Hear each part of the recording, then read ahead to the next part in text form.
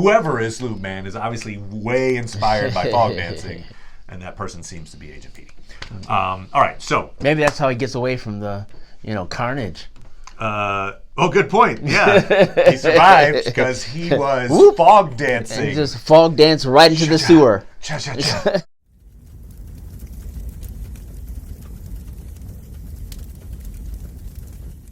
Hey, Internet. It's Paul. It's Matt. The Dork Lords. We're here talking about Watchmen. Season 1, Episode 8. A god walks into ABar. It's our penultimate episode. Yes, penultimating. And wow, it's a really good episode. Sure. It could have easily gone south. Like there is so much. They do so much heavy lifting in this episode. Like the amount of exposition that they do, that if they had just done it in a slightly less clever way, it could have been really boring and procedural. But the way they did it, like you're in it the whole time, and you learn all these facts about the history of Dr. Manhattan and his relationship with Angela and how that impacts his decisions. I mean, wow. It was impressive. I'll just say that. Whoever started, I guess it was Lindelof, whoever was working on the script on this thing. Lindelof spent some time. Yes. There was draft number 8, draft number 10. I imagine that they, really plotted out, an inordinate amount, because there's so much that is required. And I think even especially in the last episode, to sort of, it's like, it feels like they're going to wrap it up, but you have to be like, boys, are they going to wrap it up? Like, one of the things that occurs to me is a number of times when it's like, that question you wanted to answer? Boom, here's the answer. A number of times where it's like, this is the answer. You're right. You feel I think there are times when, like, perhaps people are like, is that the answer? Or it's like, let's see if that's it. No, here it is. Boom. Right. I do feel like it could be a self-contained thing where when we get to last episode, that's it. Yeah. And they're not going to have a season 2. And we do see the Peteypedia for this week has some really kind of revelatory stuff. I assume it's referring to what we're about to see. So it's kind of showing post last episode. It's Agent Petey has survived, and he is writing about the events that I think we're about to witness. And of course, it's it's a little vague. I didn't spell exactly what happened, but basically, something huge, something rained down from the sky. There's wreckage. There's bodies. There's 2 unidentified, I don't even call them corpses. They're so destroyed that you can't recognize them. But he's got a feeling who they might be. Hence, they're probably one of our main characters, or 2 of our main characters. Martial law has been declared, and there's a hazmat team. So, it sounds like this very destructive act happens in Tulsa. And whether that is inspired by the 7th Cavalry, which seems... At the moment, it seems unlikely, right? Because they've captured Dr. Manhattan, and now they're going to try to take his power. So it seems like in order to keep them at bay, whatever Lady True was going to do maybe results in this disaster. I don't know. So, that's the only thing. The only other option I could think is if it's not related to Lady True, it's somehow related to Vite. Right. So maybe if not necessarily what she was enacted, or only, I think it was still safe to assume that she's the one who's bringing him back. So maybe, in that she's doing that, maybe it's her, but who knows if that's her plan. Here's the thing. This is not what's going to happen, but it would be an interesting little twist if actually there is an alien invasion. Oh, and the squids attack. It's like great idea. I was just making that up. And nope. We do find out, just FYI, that the squid attacks were something that Adrian Veidt was doing. The subsequent ones, not the initial one, which we always knew that he had done. True, we always knew he'd done the initial one. But the subsequent ones, he was programming. Although, it's a question then of when, because one thing we know about Adrian Veidt is, and some question was about this, is when we saw him doing that and having a squid drop down to the earth, It was like Before. it was 10 years ago. Right, but there's in that moment. We'll just talk, that was actually one of the coolest things was seeing Ozymandias talking to Dr. Manhattan again. But in that conversation, he mentions, "Oh, Little Elephant told me that you were on Europa, you being Dr. Right. Manhattan." That's Lady True, almost certainly. Yeah. So I think it's safe to guess that she just picked up the mantle. Like, Okay. She inherited all his tech. She Right, inherited. She knew okay. about Karnak almost. That certainly. makes sense. So she's like, so she still is on board Right. with Plan Vite, which is keep everybody scared of squids. Interesting. Even though in that moment, we see him looking at the screens going, they're still making bombs. Yes. Like it's in his mind, he's like, it's not working. Yep. What we're seeing is that Vite had he was playing chess and he's got the long game and he figured out way moves ahead. And so I think his coming back is coinciding with all this stuff happening for a reason. If you missed it, you probably didn't. You're Watchmen devotees, but there is a fairly lengthy scene that happens after the credits start rolling. And that's all Adrian Veidt stuff. It's all Ozymandias. Yep. And it relates back much to the rest of the episode.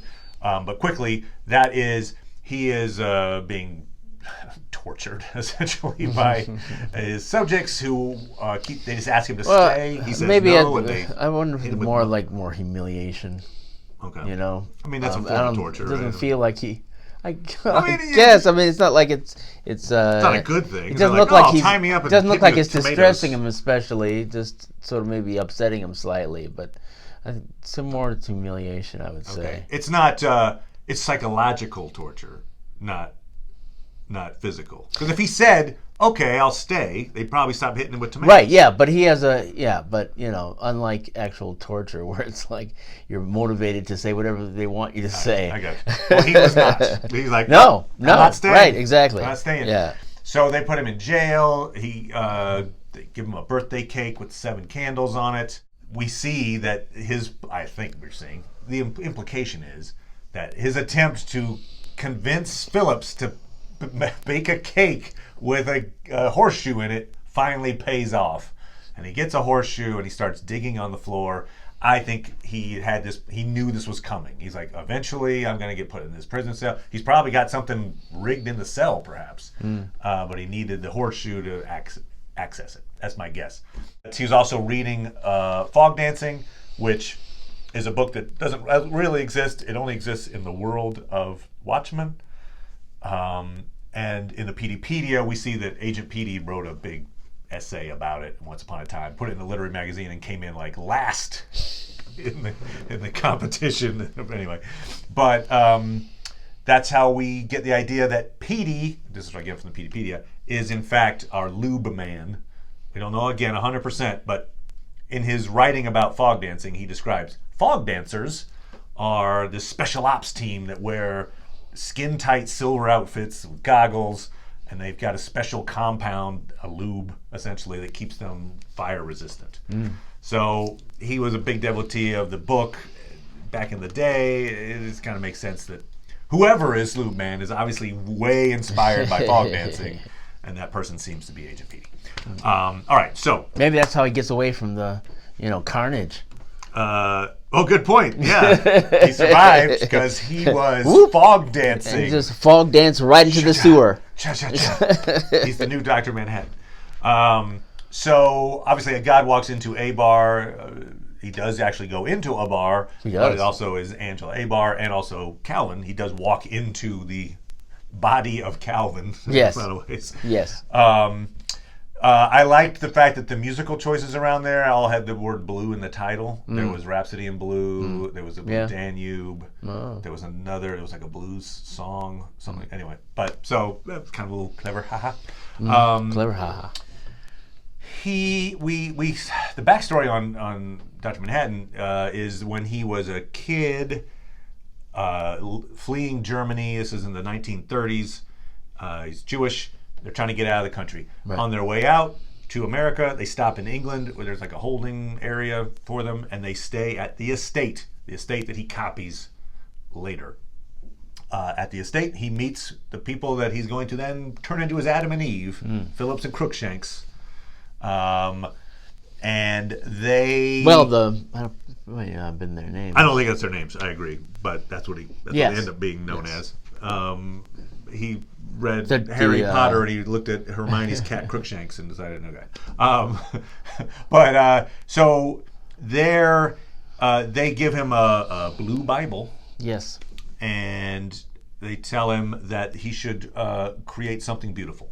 Yes. And as his promise to them to do that, he creates life. Yes. But he goes to Europa and creates a new world that he wants to make basically a better society. People that are better than humans, I guess, is kind of right. I mean, he wants to... Well, better than the current society, yeah. I mean, less war, because that's the way he pitched it too, to no conflict, to Vite. And so he creates his version of Adam and Eve. That Adam later becomes the game warden, as we find out later. Basically, he creates this paradise, and the only thing is that they just need somebody to worship. He kind of gets bored with that. And of course, since he's living in all times at the same time, he realizes he is in love with Angela. And so he goes to meet her. I think it's just because, again, it's not really the chicken and the egg thing is something they bring up in this, like what came first, but everything kind of comes at the same time. Right. In this scenario. So he creates this world, leaves it, and then when he goes and makes a deal with Ozymandias to help him be mortal, essentially. Yeah. The gift that he gives Ozymandias is that he bamfs him to Europa to be their god. It's like, you can be worshipped. Yep. Sounds like a good idea, right? In a moment, and to Ozymandias in particular, it's like, that's exactly what I want. Sure. It doesn't work out so well for him, does it seem like? No. He immediately, when we find out in that last little scene where he's in prison, is he says something like, I think the game warden says, "What's so bad about heaven?" or something like that. He's like, "Well, heaven doesn't need me." And that's the thing. He's like, I am needed by my 8 million children on Earth. Yes. And he realizes while they're so flawed and he has to create a giant squid to keep them together, like, he appreciates that he's needed. Yeah. Here it's like, So again, there's that living in all times thing. Really, they play this really well throughout this episode. But walks into the bar, tries to convince Angela to go out to dinner with him, which he knows is going to happen. Yes, he does. He's got to go through the motions. He has to court her. Well, it's like, in order for her to want to be there, he has to charm her. Right. Go through the motions. He knows what's happening. That's my point. Like, how much can he change it, I guess? I mean, you could argue that, or maybe not, the crux of their argument, or at least, as far as, let's see, it was Laurie who had disagreements with Dr. Manhattan in the previous work, where he was making love to her and yet he wasn't present. Right. So to the extent where he's sort of going through the motions, I mean, he might argue that or even that moment that he can be as present in that moment as he is when he's doing other things, but what we see later in their relationship is that Angela becomes frustrated with how he is as a being, which is why he gives up being a deity. Right. The big question in this is he able to change events, or is he just witnessing them? And because you get the feeling that he's just witnessing them, a la if you get to the end bit there where he walks out, he kills a bunch of the 7th Cavalry, but he still knows that they're still going to use the beam on him. Right. And whereas if he had just destroyed the beam weapon, he'd have been like, hey, now we're fine. But somehow it's like he knows he can't somehow, or he's physically incapable of changing what he already knows to be. Right. So in some ways, well, we'll just move to this point because this is where Angela Hodor's Don Johnson. I'll say this. Yes. I think it's a very Yes. apt description Yeah. because in Game of Thrones, you had the situation where the Three-Eyed Raven says the ink is already dry. Like Yes. you're just witnessing Right. the events. Yes. And so, but there's this moment where Bran kind of is in two times at once. Yes. And he Hodor's Hodor. And so in this moment, it's the same thing where Angela is talking to Will 10 years ago Yeah. through Dr. Manhattan. And as soon as she started asking about, like, how did you know Judd was in the Cyclops? I was like, no. Like, what are you doing? You know, I mean, in other words, she's asking Will how he knew something 10 Right. years from then. Right. Now, one thing that occurred to me is, let's say that didn't happen. Okay, let's say what? That Angela didn't say anything? Right. Okay.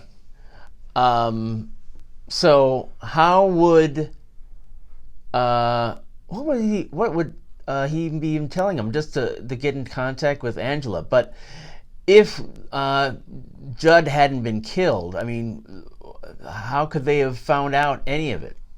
You know, how could they have found out that all this thing was going on? Because they didn't know. You're saying... So if they hadn't killed Will, they wouldn't have known about the plot to kill Manhattan, except, I guess he could tell them, but he didn't want to tell them. That's the point. He knows, He can't change it. In fact, I think one of the reasons why is because what we suspect is that he's going to pass his powers on to Angela. And so in order to make it all happen, he can't tell them anything that would cause them to change anything that would happen. Right. They had to be in the dark. And for part of it, he had to be in the dark too. Or at least only be driven in the way that he needed to be driven in order to have those events happen. It is interesting that the one thing he gives away is that their relationship is going to be 10 years and it will end in tragedy. Right. And I guess maybe part of the reason he gives her that info is because she's the one who's going to have to end it. Maybe. Maybe. So maybe she's like, in that moment when she puts a hammer to his head, is like, oh, it has been about 10 years. I don't know. I guess this is that moment. But it is an interesting thing for him to say that, because it does put this timer on their relationship. Right. One of the things that seems to be an unspoken, or at least not explicitly stated, is how, he says he can't tell her things, but he doesn't lie to her. Right. And so Adrian Veidt suggested that, oh yes, you're pretending to be human and not telling anybody, whatever. But no, I've told her everything. Yeah, right. So, and yeah, again, even with getting information, as much as information he gives her, it's frustrating for her. Right, and she makes the observation. It's like, oh, this is like a Zeus thing where he comes down and pretends to be human, and for sex, basically. Yes. Yes. Which is kind of what's happening. Although I think Zeus was more disguised. In this case, she's like, no, I'm Zeus. That's right. Yeah. Here I am. Right. So there's this. First he has to change form because he's just too obvious. So they pick this dead guy with no connections. And then they start realizing 6 months into the relationship that's like he knows he can say all her words. He knows, and it's like this is not an equal relationship anymore. And while I guess originally she liked the safety of knowing what was coming, it frustrates her now, and so they have to come up with another solution so they can be together. And the solution is, oh, we'll just make you forget you have powers. Yes. Or make you forget that you're who you are. Except it comes out in reflex, which you called last week when you were like, I wonder if maybe he was the reason why she survived the White Knight. Yes. And in fact, he is. And I assumed that it was not like, put another thing in my head, or make me forget again. It's no, it's just and that was one of the things that I didn't completely appreciate, because we'd seen her moments before she was going to get shot, and she was saying Cal a number of times, and so that was interesting. I think at the time maybe I felt like, okay, I guess she should be calling out for her husband. I guess you should love that guy. But now it's sort of like, Cal could save my life. Cal, you wanna undo the little head thing? And then there's that cool bit where he tells her, you can't save me in this moment. This is the moment where I get zapped. And she's like, hell with that. And he says, this is the moment. Yeah. You asked me once long ago, what was the moment when I fell in love with you? Since I live in all times, this is the moment when I told you you couldn't save me and you tried to save me anyway, that I fell in love with you. And so... Really, I'm in love with your inability to understand how time works. That's right. You've had 10 years of seeing it. Anyway. Like, you made the mistake with Will, and then you think you can save my life when I told you I'm going to die.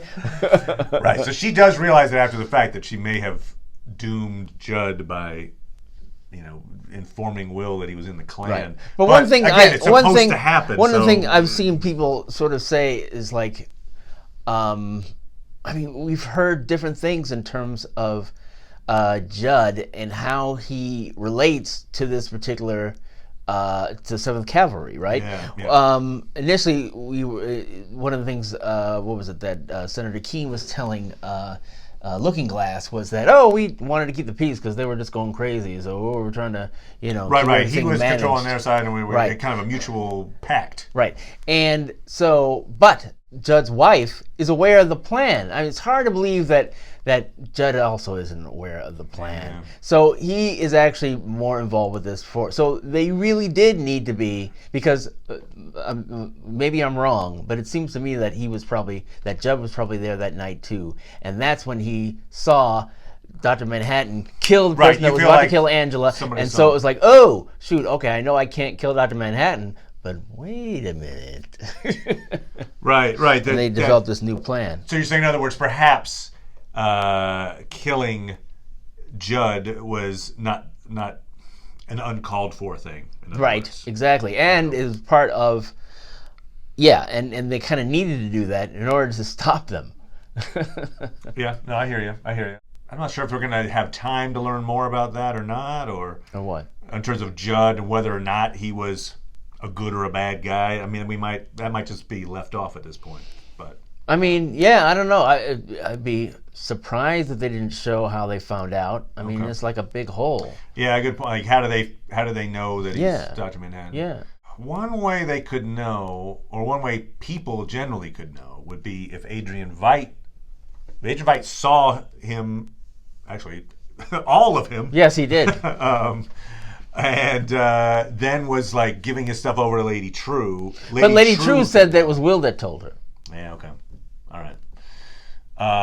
So Will obviously knew. Yeah. Because he met him. Yeah. And then he would have been like, oh, that's your husband. Okay, got it. But yeah, he wouldn't be talking to 7th Cavalry per se. No. But no. Perhaps, if 1 or 2 people know, then maybe 3 or 4 people know, and then maybe I guess. It's one of those things. I think most people would have Will's initial reaction to the news, and need to be shown. It just doesn't. It's hard to imagine. He's a loner. Him getting involved with Lady True. I think we're going to see more of that thing that meeting between Dr. Manhattan and Will, because obviously Will and if Angela doesn't go to where her children are with Will and then talk to him.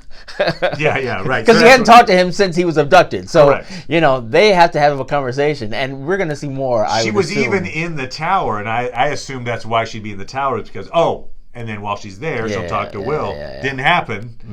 And so, she's got to get back there now. Because, yes, our friend, Dr. Manhattan, teleported the kids to safety to be with Will. Yes.